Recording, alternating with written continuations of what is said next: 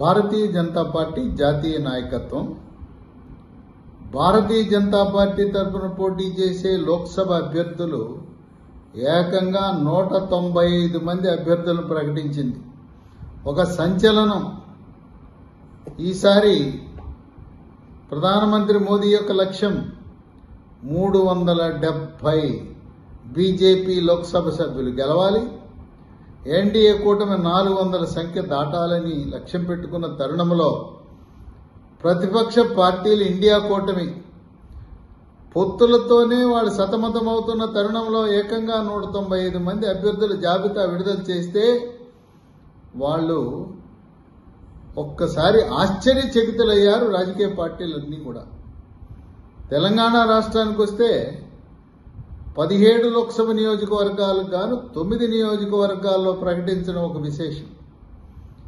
ఈ 9 నియోజకవర్గాల్లో సికింద్రాబాద్ ప్రస్తుతం ప్రాతినిధ్యం వహిస్తున్న కేంద్ర మంత్రి కిషన్ రెడ్డి, ఆయనపై గతంలో హైదరాబాద్ నగర మేయర్గా పనిచేసి బీఆర్ఎస్ పార్టీలో ఉన్న బొంతు రామ్మోహన్ ఆయన సమీప ప్రత్యర్థిగా ఉండబోతా ఉన్నాడు.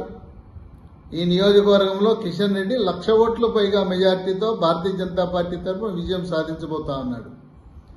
2 నిజామాబాద్ ధర్మపురి అరవింద్, ఆయనకి కలిసి వచ్చే అంశం పసుపు బోర్డు.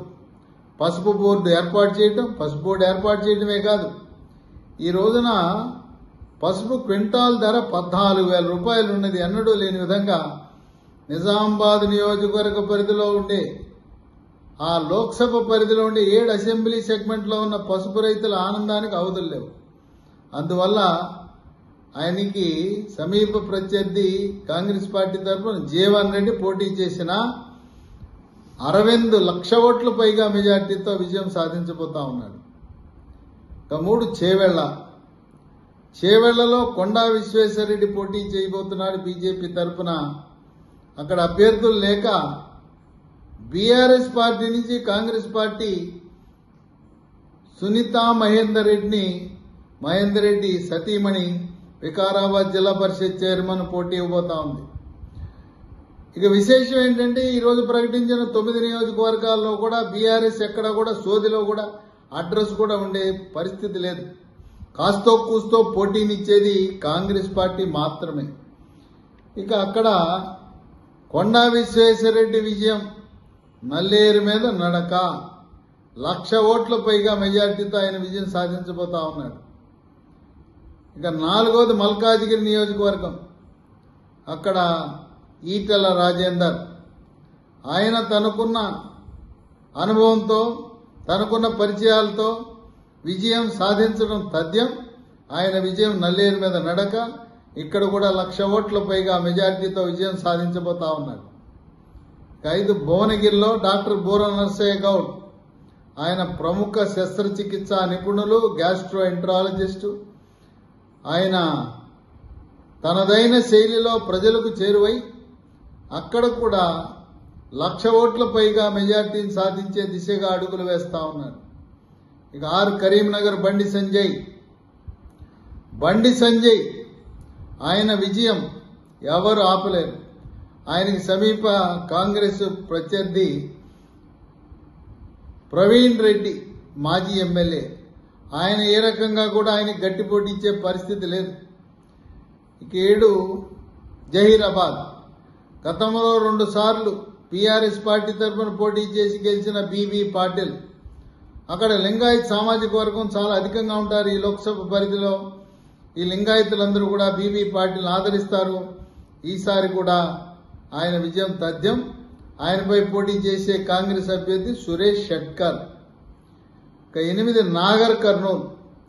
నాగర్ కర్నూల్లో బీజేపీ ప్రకటించిన భరత్ కుమార్ మధ్య కాంగ్రెస్ పార్టీ తరఫున డాక్టర్ మల్లు రవి మధ్యన హోరాహోరీ జరగబోతా ఉంది. నువ్వానేనే అనే విధంగా అక్కడ పోరు ఉండబోతా ఉంది. 9 హైదరాబాద్లో డాక్టర్ మాధవీలత, ఆమె గట్టి పోటీ ఓవైసీకి ఇచ్చి 3 చెరువులు నీళ్లు తాగించే పరిస్థితి ఉన్నది. అసదుద్దీన్ ఓవైసీ సునాయాసంగా గెలుస్తాడని ఊహించిన తరుణంలో డాక్టర్ మాధవీలత గట్టి పోటీనిచ్చి ఓవైసీ యొక్క విజయం సునాయాసం కాదని నిరూపించబోతా ఉంది. ఈరోజు ప్రకటించిన 9 లోక్సభ సీట్లలో 7 గ్యారంటీ, 5 సీట్లు 1,00,000 పైగా మెజారిటీ. సికింద్రాబాద్, నిజామాబాద్, చేవెళ్ల, భువనగిరి, మల్కాజిగిరి 5 నియోజకవర్గాలు గెలవటమే కాదు 1,00,000 ఓట్ల పైగా మెజారిటీ. కరీంనగర్ అలాగే జహీరాబాద్ విజయం గ్యారంటీ.